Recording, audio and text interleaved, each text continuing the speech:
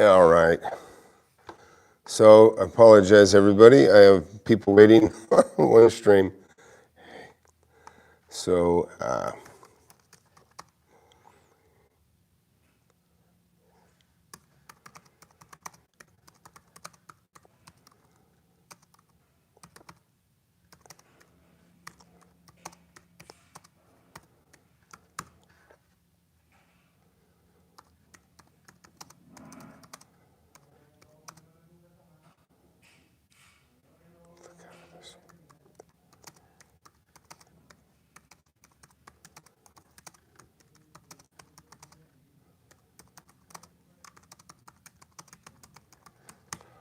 all right. Hey, Vincent. Hey, can you do me a favor?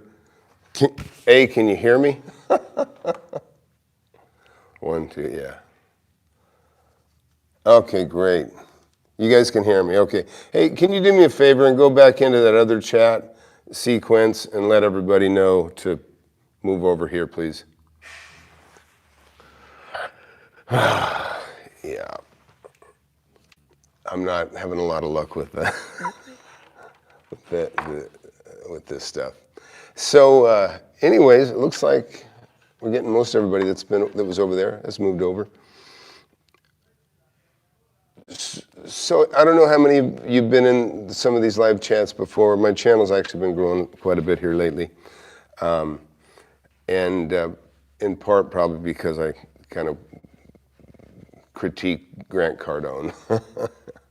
And I don't know if any of you guys follow Ben Malla, but Ben Malla is somebody that I like a lot.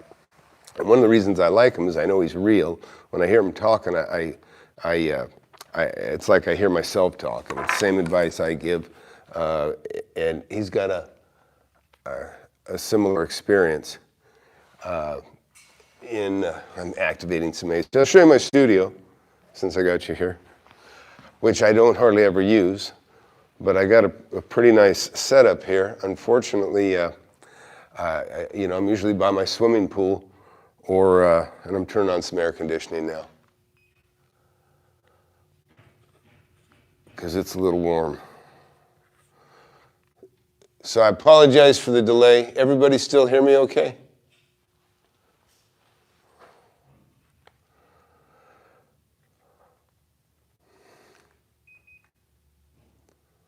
Cool. All right, bear with me just a sec.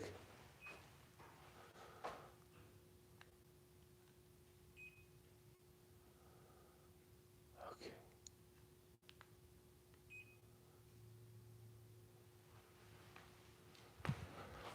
All right, so again, I got to figure out to read these comments. So I'll start with first ones first. And I apologize. I'll get this down a little better soon. What's the main concern? How many of y'all got my book, by the way? In case we do some whiteboard stuff. Okay. Okay, great. Yep, Adam, 2, 3, 4, 5, 6. All right, awesome. Great. So look, I think the one of the reasons I'm even doing it, the book, I've got 4 kids, and I'm trying to leave, they're young. I got boys that are 16, I got girls in college that are in their 20s, and, one just graduated, and, I'm trying to kind of leave a roadmap for them for when they do get interested. And for myself, the way I discovered real estate, if you don't know my story, I was 19 years old, and I'd started a cabinet shop, and it was tough. And I was actually living in one of the buildings that I had rented, and landlord said, Tom, look, he found out I was living in there, and he said, look, this place is going to burn up, I'm going to get sued, and you're going to die. And so I began looking for another place to rent. That turned into an opportunity that introduced me to owner financing. I was 19, I had hair down to my shoulders, my eyes were bloodshot, and just from my allergies, so I always looked like I was high, which of course wasn't the best. And there's construction going on. If you can hear it, I apologize. But that is what I was just lucky enough to learn about owner financing. And I already knew a little bit about it, but I mean, I hadn't even thought about buying at the moment. And but that led to me buying a building with, I really had no money. I was making my rent, and that was about it. But I was actually living in the other building because I just didn't have a lot of money. And so pretty much I didn't have any mentor. You know, I read some books and things which gave me some motivation. But the main thing is I just took action. But I had no mentor. So I'm trying to tell you this because you need to trust yourself. A lot of people think they need a lot of hand-holding, and you don't. A lot of it is just doing it. You know, I mean, I'm self-taught. I pretty much, like I said, I found out I could buy this thing without credit. 19 years old. I got a 6-month escrow where I didn't have to make any payments on the building, but I got to move in. I probably put a $500 deposit, I don't remember now, and I moved into the building, and that gave me time to save up the money for the down payment, which was 10 grand. And all of a sudden I own a property, then I was offered more, and I realized, man, that's 20 grand, you know, I could have realized by somebody buying it from me that I didn't, but that really set the fire. And then from then on, I found properties that I still couldn't afford to buy and that I didn't qualify for, but I realized when I went and found a partner, if you know the story, I got one of the guys I really looked up to, I used to work for, his name is John Brooks. He's passed, but he was one of the best businessmen I'd ever seen, just in business. I mean, he was just a cool dude, and he was rich, and he was nice to me. And I remember calling him up saying, hey, John, let's do this deal. And he said, Tom, let's, he goes, I don't want a partner. And I'm like, what? And he says, no. He goes, how about I give you $20,000 and I buy it by myself? Well, that's what introduced me to assigning contract to someone else. So many of my things were just self-discovered, but it was from constantly trying to buy. But fortunately for the fact that my very first deal was a big commercial building, it was like 6,000 square feet, and I got in with owner financing, and like I said, I was able to save the money how I did. It opened my eyes to a world I didn't realize was even there, but I was only 19, so I was really getting this great inside information early. And so from that point on, I mean, I just went after real estate. And that's what I'm trying to accomplish with, you know, my book. If you haven't seen my book is a course. I mean, you go to a seminar and you won't get as much information out of a seminar, and they'll try to fleece you out of anywhere from $2,000 to $40,000. I know people that hard pressed trying to get, you know, they take as much money from you as you can, and then they just spit you out. And the people that are selling you the stuff, they don't know what they're doing anyways. So let me get in here. I got to use these glasses now. All right, so look, I'm going to go start with the earliest questions here. All right, try. I apologize for the camera. All right, you know what, let's just start over from here. All right. Good book, okay.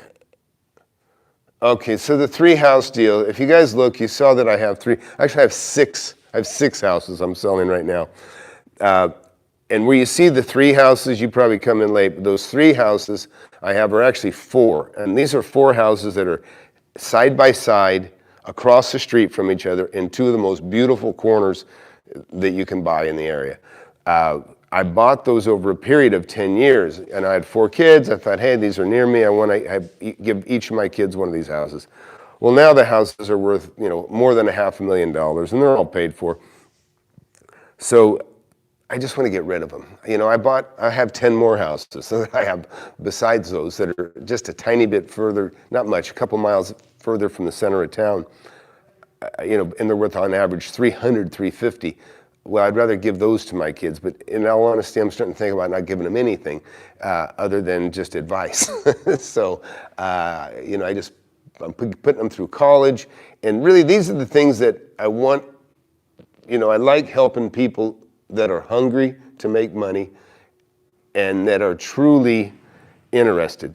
Some people will write me and say, or they'll text in, they go, well, do I need a real estate agent? And they'll ask me a really basic, dumb question. And I just think, what, just spend 10 minutes and watch some videos and you'll know the answer to that question.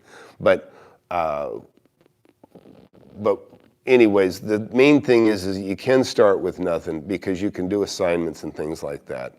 So, all right. Let's start with a question. Okay, here's Jason's. Hang on, let's see. How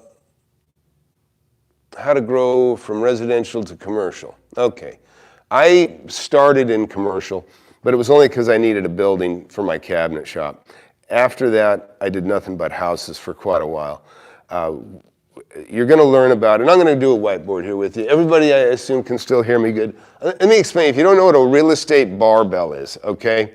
I call it a real estate barbell, and I'm going to explain to you why. It'd be better if I just start teaching here.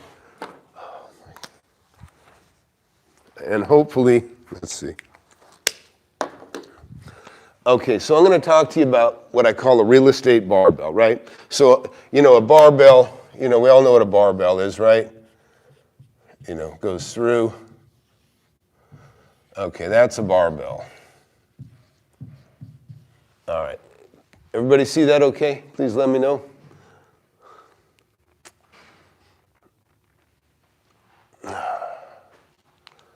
All right, actually, this is even better. Okay, all right. Okay, I'll get in a little bit closer then. So here's the deal. Here's my home. I live here, okay? We'll just call that my home, okay? And then over here, this is going to be my work. We'll call this the factory, right? That's the factory, okay? This is work. This is home. Okay. The two places you most frequent are going to be where you live and where you work. It's that simple. It's just common sense. And so in between these two places, you drive, right? You've got the road that you drive to and from work and home. Well, on my way home, I drive the neighborhood, right? I drive the neighborhood every day to see if there's something new for sale. Anything. And that's those 4 houses that you asked about. This is how I got every one of them.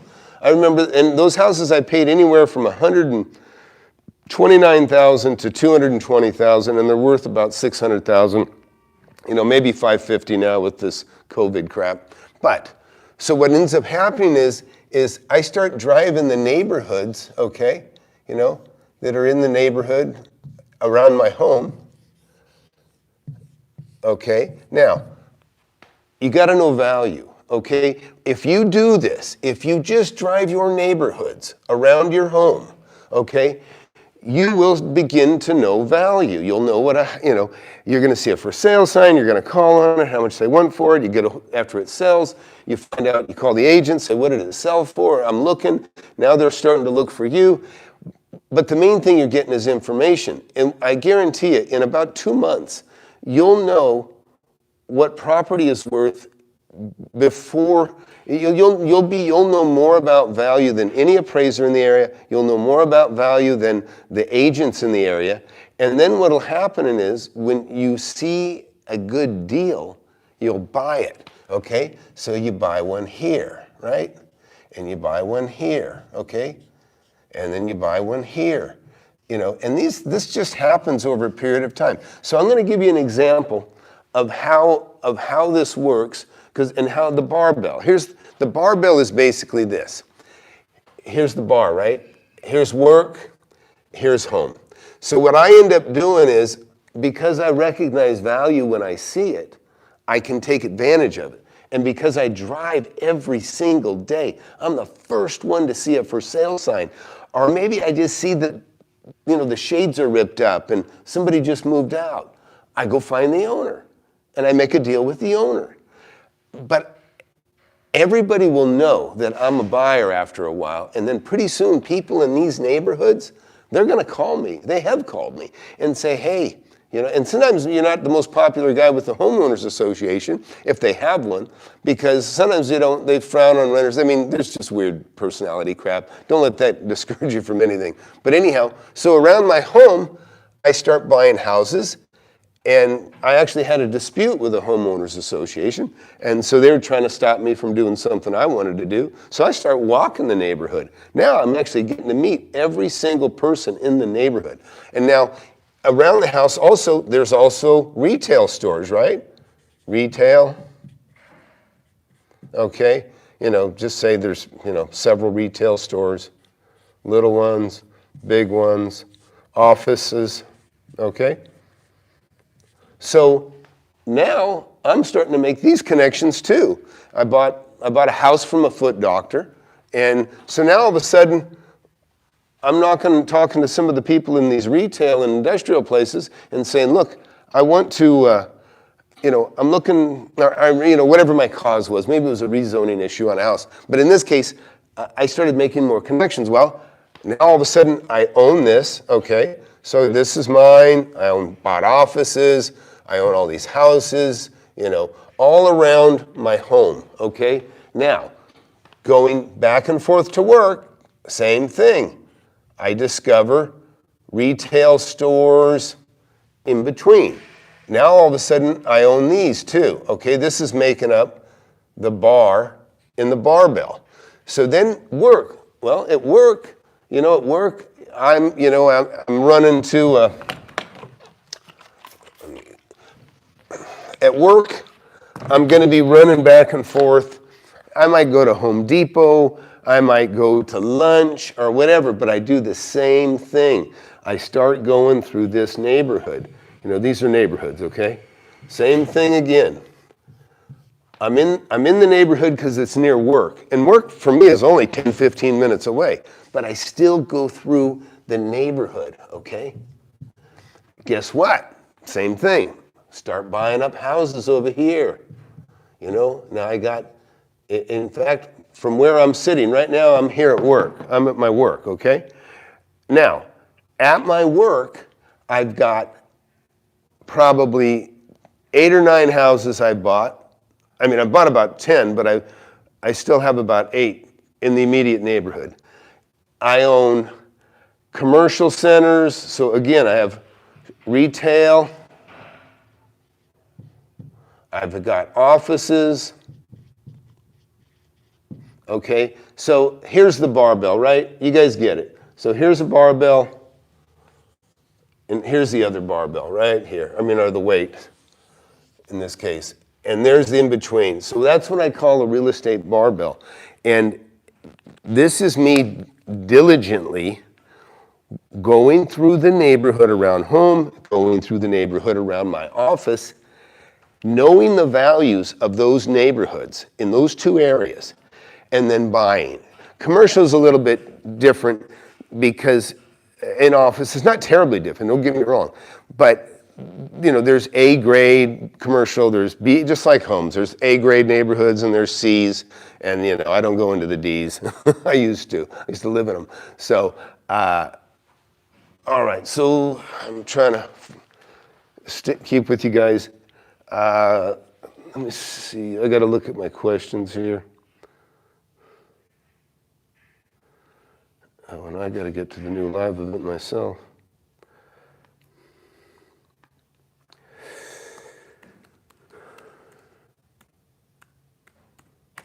I tell you what I wish we had audio here so we could be talking audio. All right. Yeah, so bear with me. I'm sitting on my laptop, so it's easier for me to keep up with your questions. All right.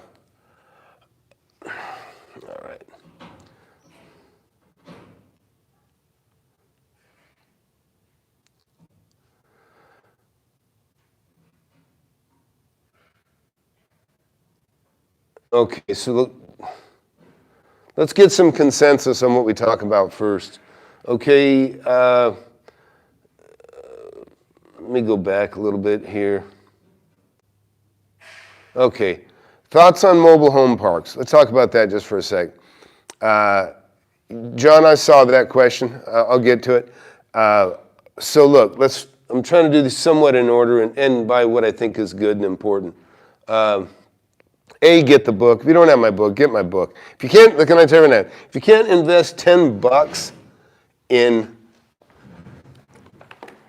here we go. There's the spiel. If you can't invest $10, I feel like I'm wasting my time, to be quite honest, because I don't make hardly anything off this book. Okay, this is purely the cheapest way I could go hand the damn thing out. So,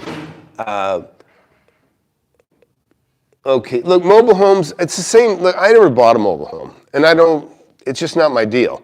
But I can tell you, I've seen people that would go buy a mobile home in Los Angeles, rent it to HUD, and they would end up getting almost $2,000 a month out of a property, depending on the tenant and how many kids, sometimes she has, if it's a single mother, because that seems like that's a lot of the case. And there's other people that, and I've owned a HUD house before. The tenant, he's a little strange, but it is what it is. That can happen with anything, right? But a lot of times the properties get torn up. And, I can tell you, when they build a HUD project, it's just like the crime and burglaries. You can just draw a circle around it. That's going to be the epicenter, and it grows out from there. Even the people that live there want to get out of there.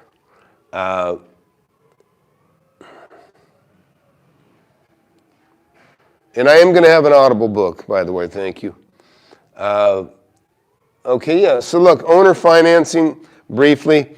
Owner financing is how I bought my very first property, and it was a commercial building. It was 6,000 square feet. So owner financing, this is probably something that you guys are going to want to know about, and it's really good, because the beauty of owner financing is it doesn't really matter. Nobody checks your credit. I was 19 when I got my first building. They didn't even know how old I was. So they weren't even concerned about me making payments. They just thought, hey, this guy's putting $10,000 down.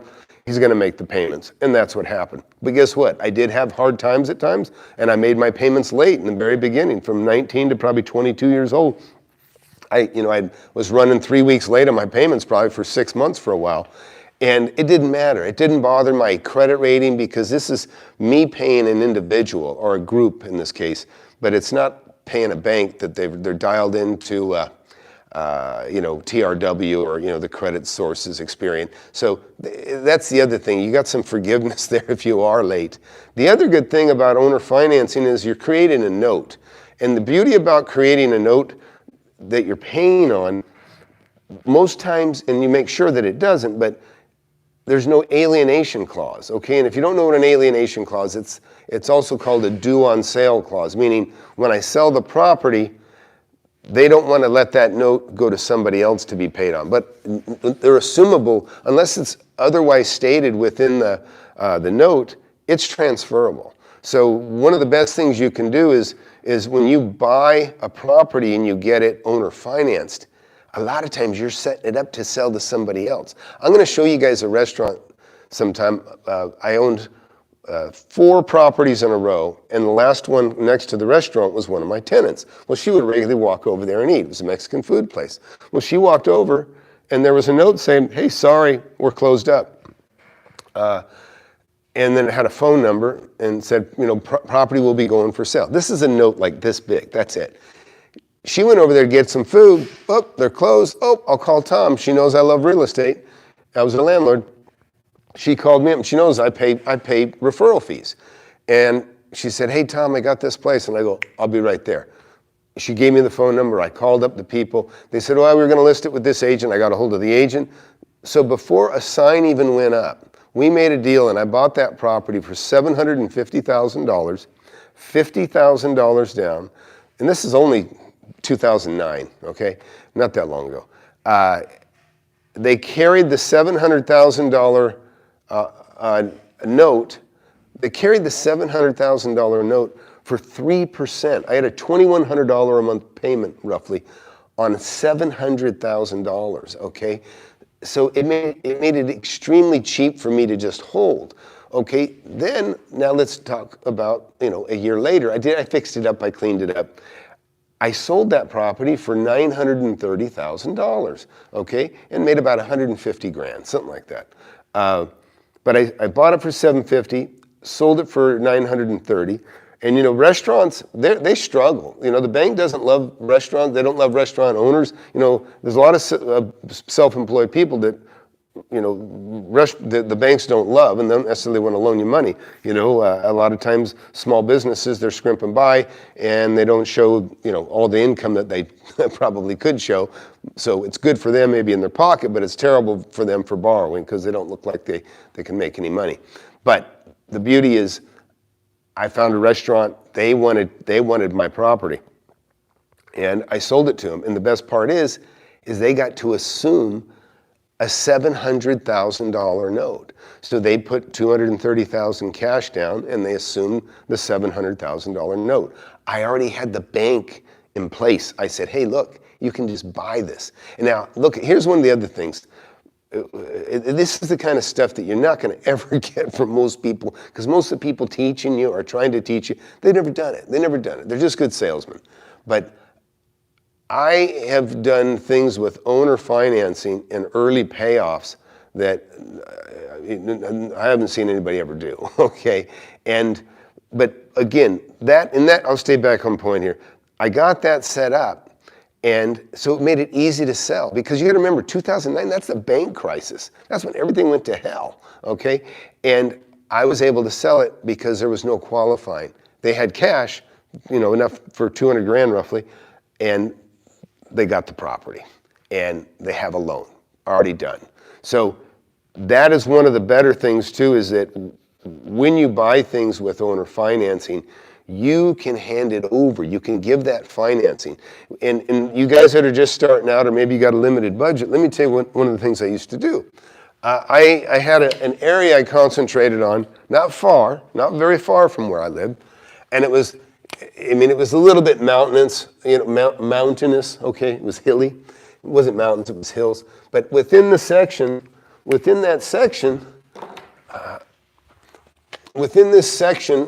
okay, this place, imagine this being a couple miles, okay? A couple square miles. Well, there's a creek running through it and there's hills, but this thing was loaded with lots. These were like little Lakeview lots and things like that. And so I went in there and there was houses all over it, but there was 80% of the lots were vacant. And not all of them were ideal builds. Sometimes there's such a slant that it's not easy to build on. But there was a lot of great lots too. So I went through and I contacted just about everybody that owned a lot, everybody that had one for sale. And I bought everything that I could buy for like 10 grand. Some I got for 9 grand, $9,000 to $15,000. I started buying up all these lots. Well, other people were holding out. They go, no, we want 30,000. We think these lots are worth 30,000. And of course, and I agree with them. They are worth 30,000, but I'm buying everything I can for 10 grand, okay? And there's probably even some better lots that were maybe worth as much as 40. But so I start buying everything up, all owner financed. $2,000 down, carry a note for $8,000. Well, then I'm also selling them at the same time for 20. So now I'm making 10,000, and what's happened is they give me 5 grand. So I recoup my $2,000 out of pocket, put $3,000 in my pocket. They assume the note, the first trustee, first note that I originally set up for $8,000, and now the second note I have is for $7,000 to me. Now, or sometimes they just give me $10,000 cash, and I put that in my pocket, and then they just assume the first that I already have in place. I did this over and over, I'm gonna guess, maybe 50 to 70 times, I don't know, in there somewhere. Okay, so what the beauty of owner financing is that even if you've screwed up in your lifetime and you don't have good credit, you can go get that done.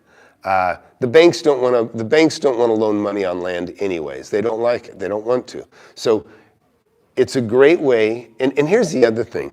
A lot of people throw their arms up and say, oh yeah, no, I can't play the game, I ain't got any money. Well, that's bullshit. You can play the game.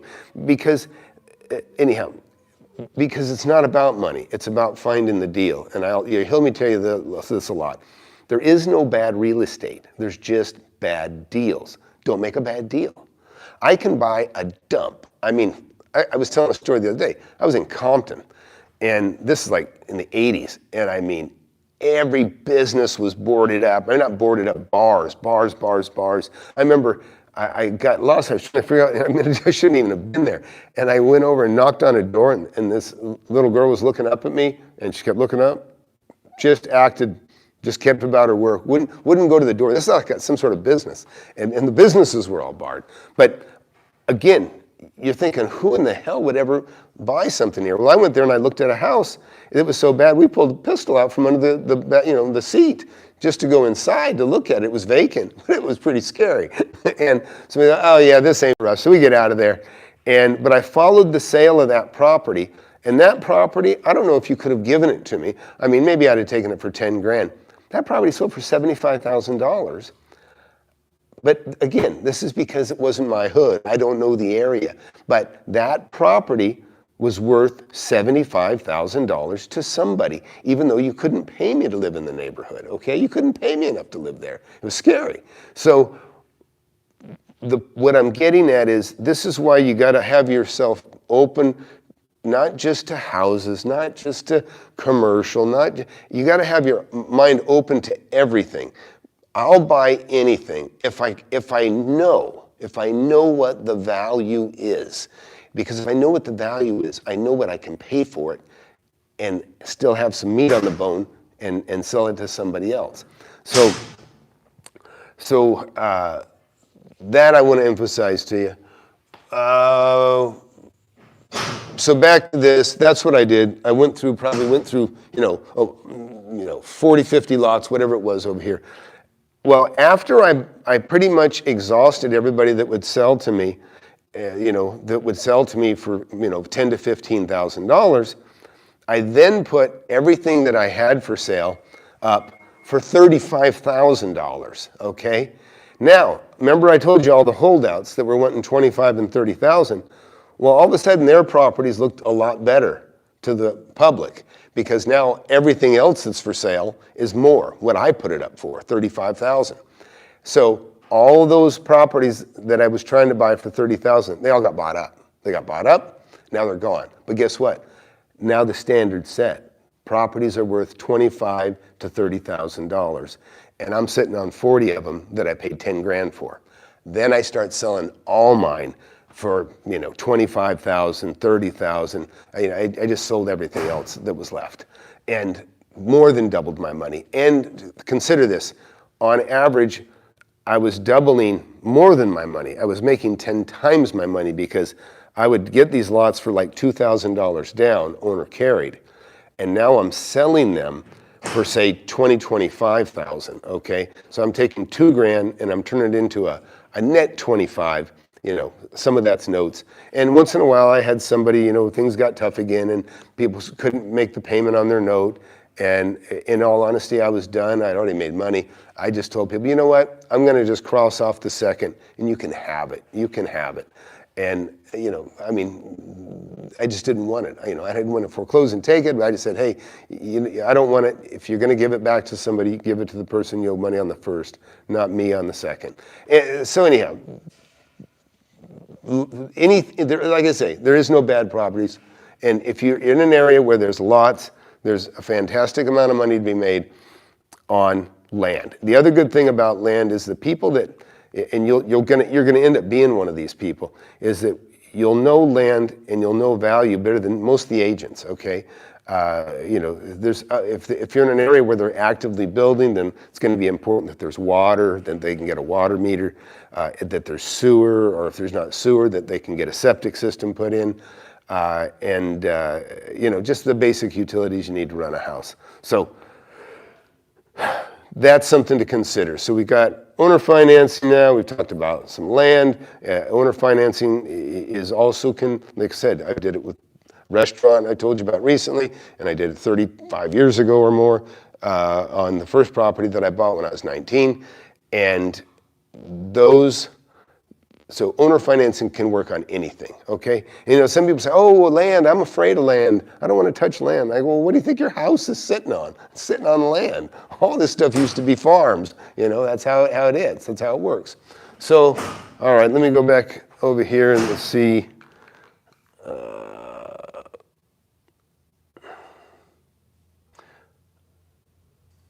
Sorry, I was getting a call.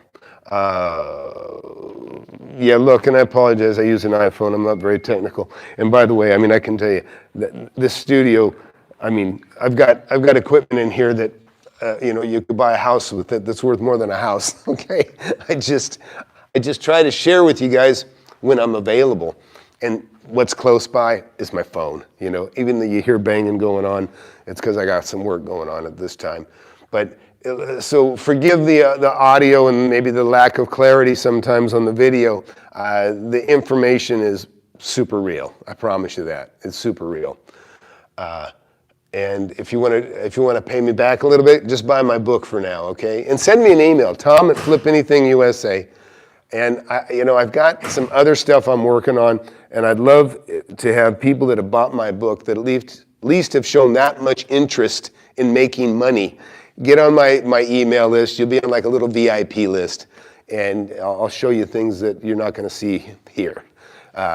Some things that I just am not quite ready to show. But again, just get started.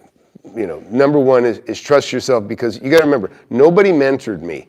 I just went into real estate thinking there's no rules, and there really are no rules. You kind of create your own rules.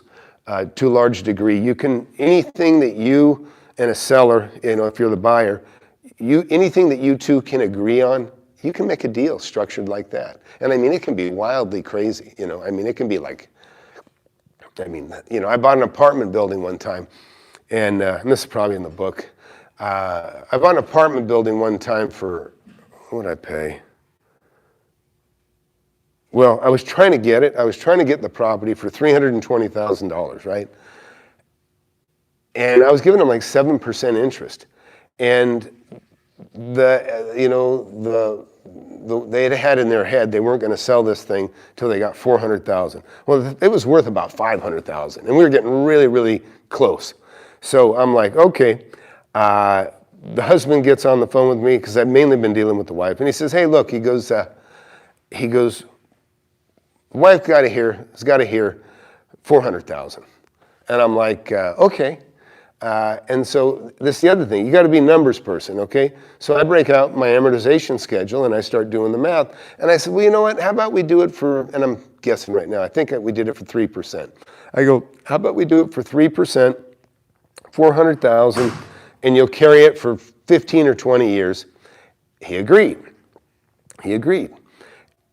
Well, they just lost like $50,000 if it goes over the course of that note. In other words, that $80,000 discount did not compare to the money they lost with interest. And that's fine, So you can get there different ways. It's really important. And so, and I've got another backstory to that. I'm not going to share it right now. But get on my email list, Tom@FlipAnythingUSA.com. I've helped a bunch of people.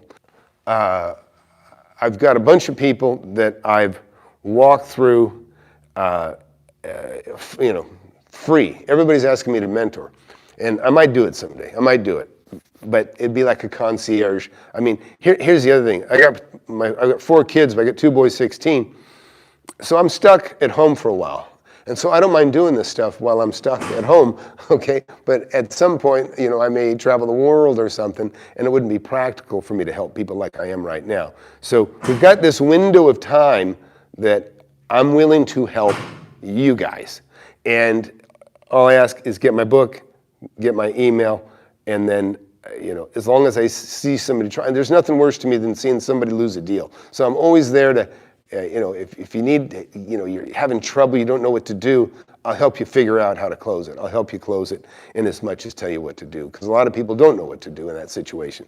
But I don't want to have lunch and talk about stuff I've already talked about 100 times, and that you could probably just watch a video and find out. But all right, we're moving. We've been on 40 minutes. Let's have. Is there somebody got a burning question? Make it a good one, please. Okay, Hardeep. Look, you wrote, is California still a good market for real estate investors? Okay, you got to remember my rule.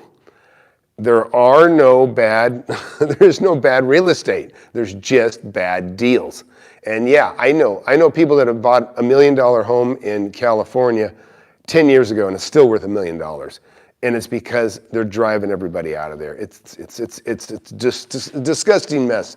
That with the homeless and other things, they don't know how to fix things. They just don't. And there's always a paper trail. You can look at the money. There's always money that wonder why in the hell do they do this? And it's money. It's money on the back end of the politicians. Everything's about money. Okay, Al, you can figure that out. Just buy my book. It's just math. That is not a tough question. It's easy to figure out what your payments are and how much profit is left over. I'm not going to explain that to you. The bottom line is you buy it under market and sell it and make some money.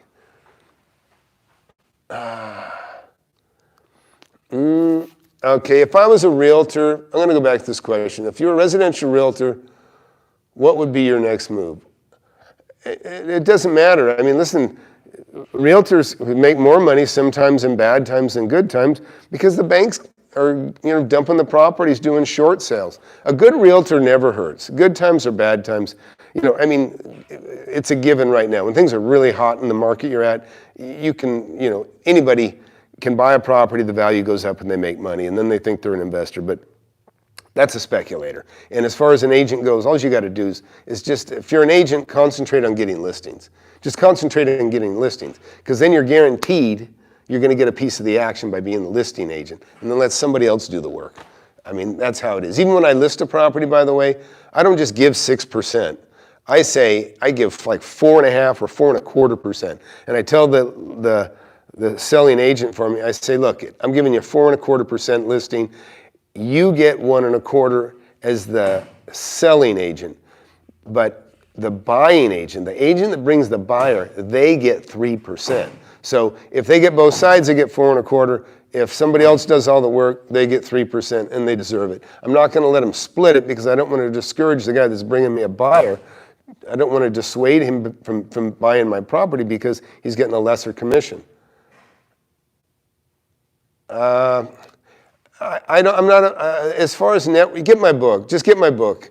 Get my book. That's a good question, but it's just get my book. If you want to know how to network, how I network, just get my book. It's $10 and it's a short read. How should a deal be right now considering the circumstances? Too broad, Jose. Okay, buy and hold versus flipping. Okay. I'll talk about this briefly. Look, I've seen. Look, there's a couple of young yo-yos in LA that call themselves investors. They're making $1 million, a year on YouTube, and they're just paying full retail for their properties. But they're patting on themselves on the back and saying they're investors. They're not. In fact, I doubt they even have any equity in their homes right now because the 25% they put down or whatever they put down to buy those homes is gone.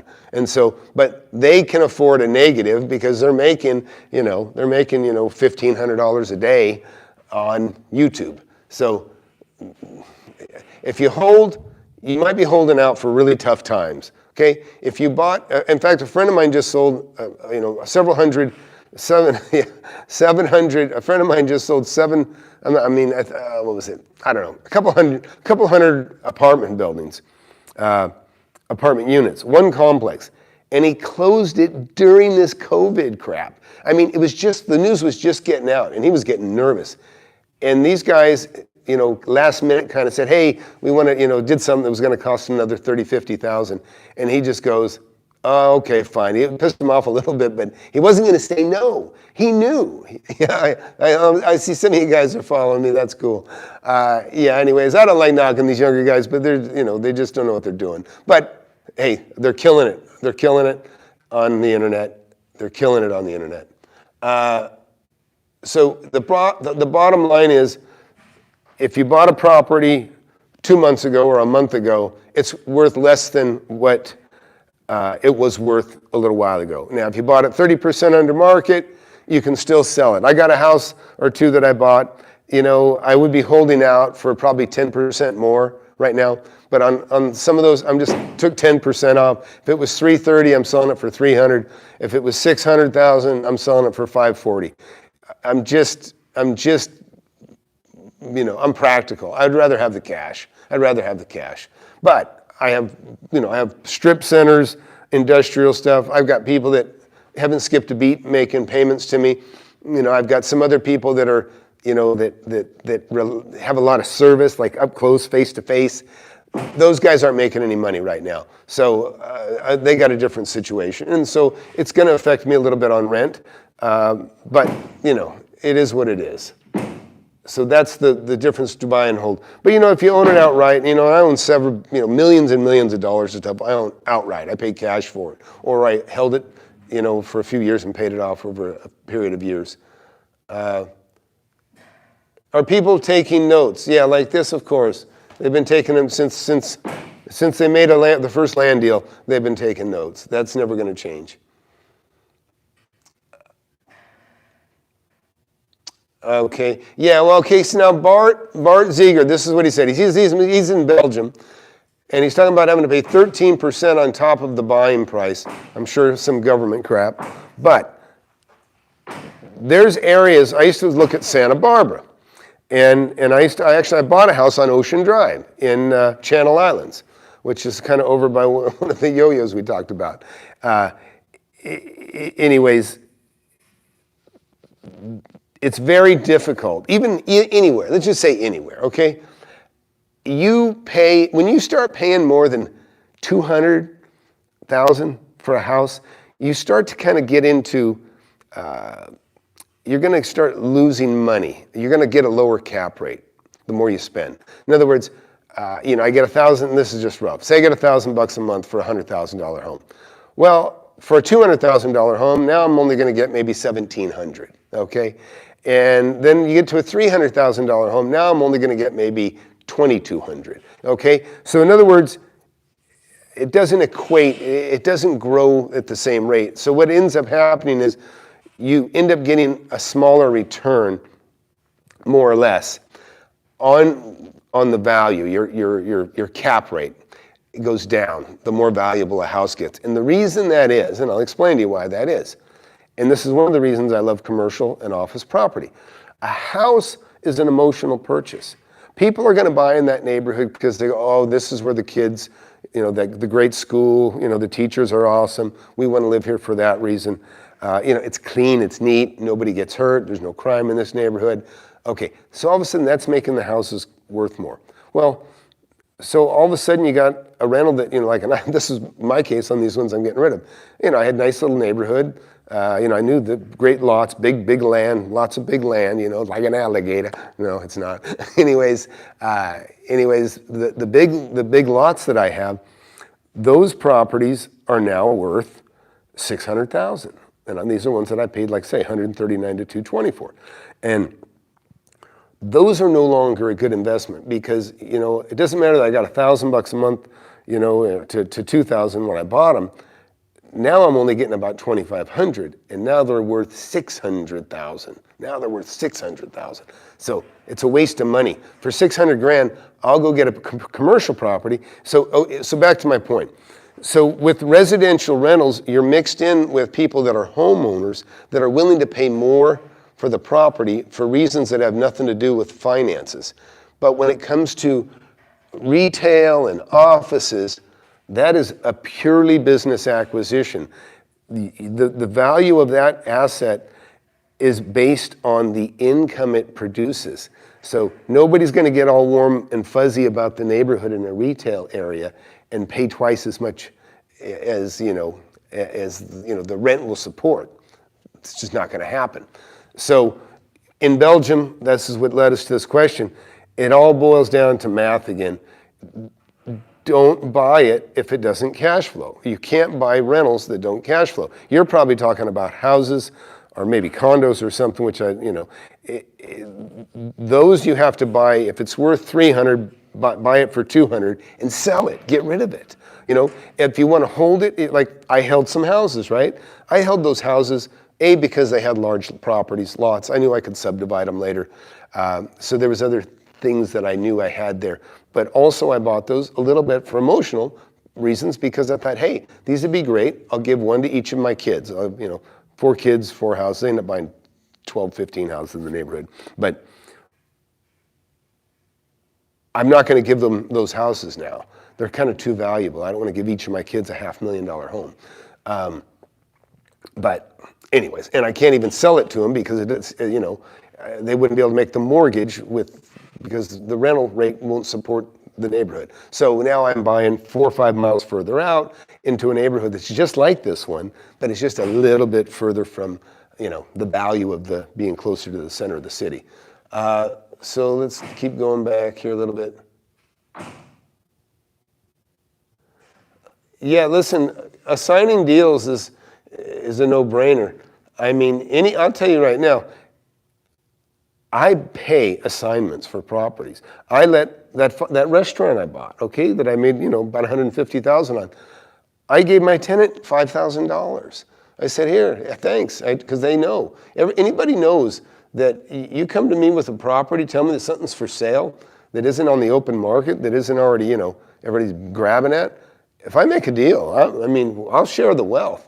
Some people will ask me, they'll say, hey, should I get a, they're complaining, I can get a hard money loan, but is 15% too much, or is 10? Look, I wouldn't loan you any money for less than 20%. I would want 20% if I loaned you 50 or 100 grand to buy something. Unless you're a friend, I might do it for nothing. But think about it.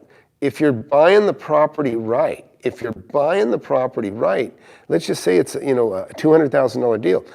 You should be making anywhere from 60 to 100 grand on that deal. If you buy like me, you buy under market.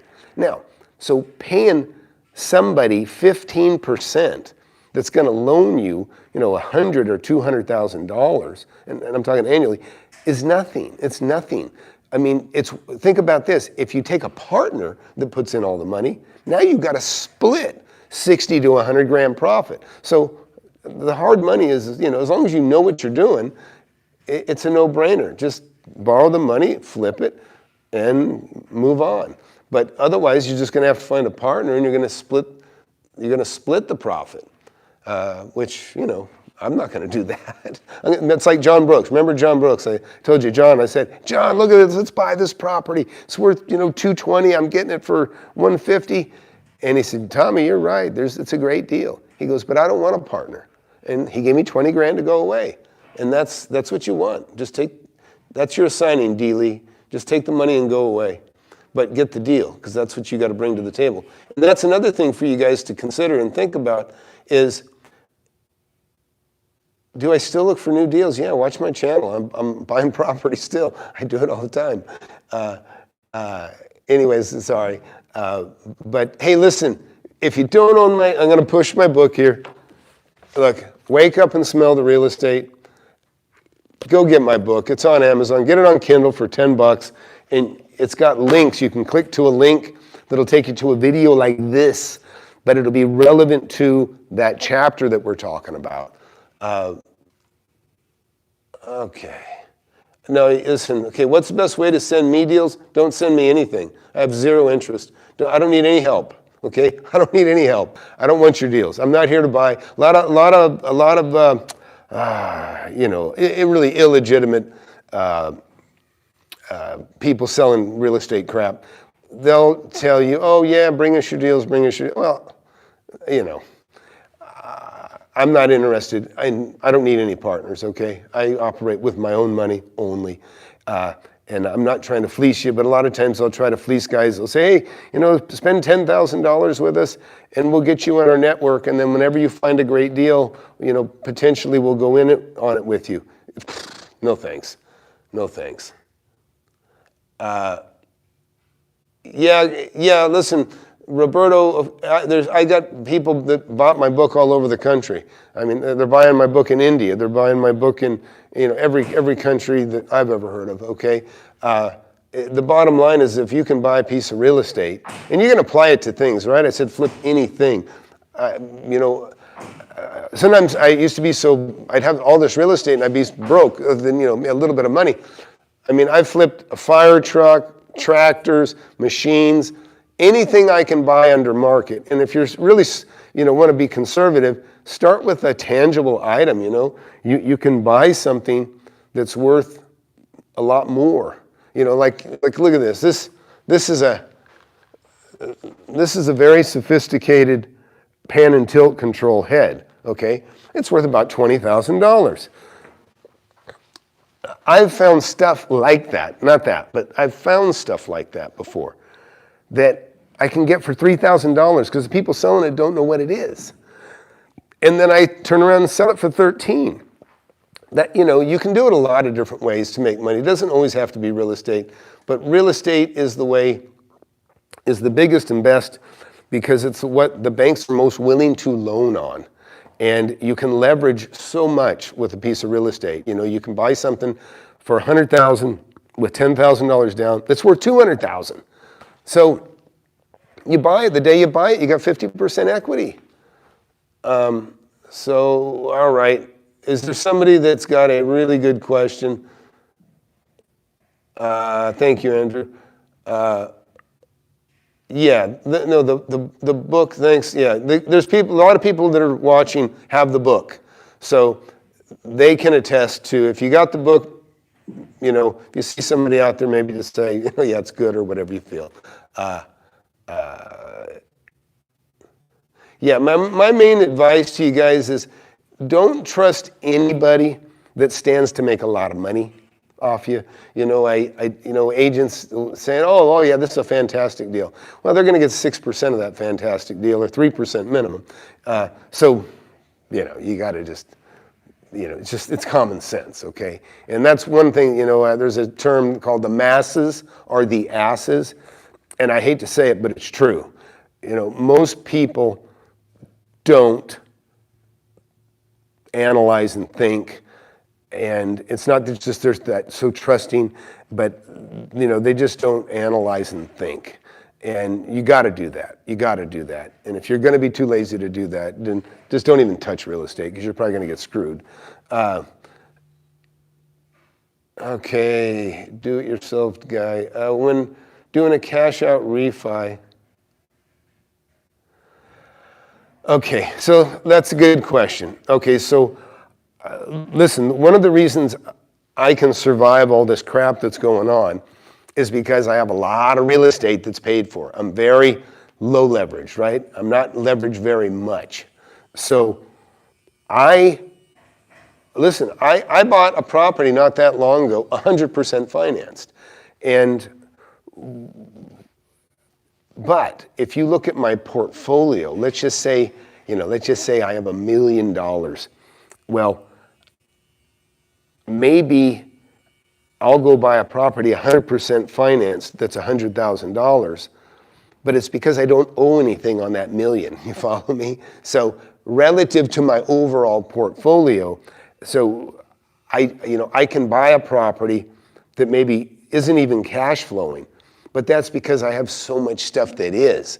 But until you get to my stage, you got to kind of deal with what you got, meaning if you're going to try to hold something, you better have a lot of equity in it. You better have a lot of equity in it, or you better have a lot of equity in the other properties that'll carry that one in bad times, because things like this COVID crap happen. The bank crisis in 2009, that stuff can happen.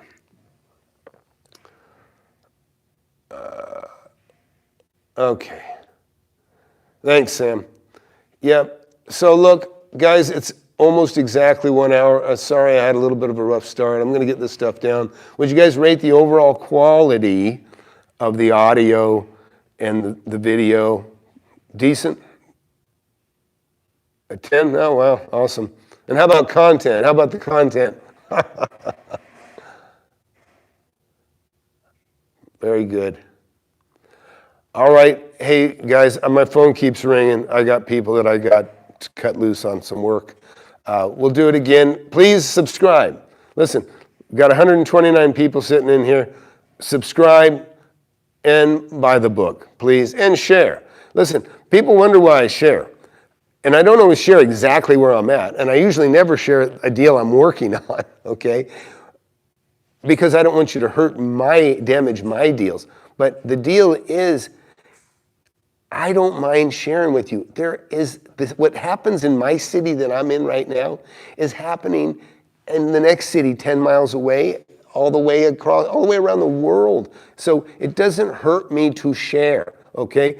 And I've made a lot of money in the first 2/3 of my life by doing these things, and I might start doing some concierge mentoring. Maybe hey, while I got everybody here, what do you think would be fair if I was going to help you through a deal or be available to you for a year? What would you pay for that? What do you think that's worth? I'm just curious, because I just curious.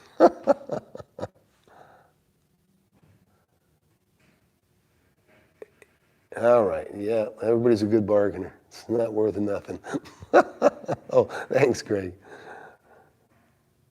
Yeah, so here's the deal, though. I remember when I was a kid, I remember going to a family counselor. This always stuck with me. Went to a family counselor when I was younger. And then I had to go to a different family counselor. And it was no big deal, nothing terrible. I had a great upbringing. I was mostly raised by my dad, in a trailer park, by the way. And it was a dump. But wouldn't change a thing. Had a great life.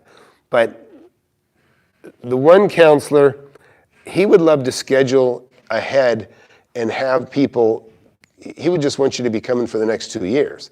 Where the other guy, he was like, nah, I just like, you know what, let's just see if this takes care of the issue, And in other words, and that's me. I don't necessarily I don't want to keep you hooked and extract money from you. And my time's worth, money. But, and if it becomes too much work, then it's not fun. Then, but I really, sometimes you got to test sincerity with the wallet and find people that really, really are interested, want to make money. So anyways, that's it. I'm going to go, guys. My phone keeps blowing up here. But get the book if you don't have the book. And this seems like a decent time. What do we got, Saturday morning? Is this a decent time to have an open chat, you think? Is everybody agreeable on that? Good for you, Sam? All right. Yeah, thanks. Appreciate all that. Okay. Yeah. Yeah, if this is a good time, I like hearing that.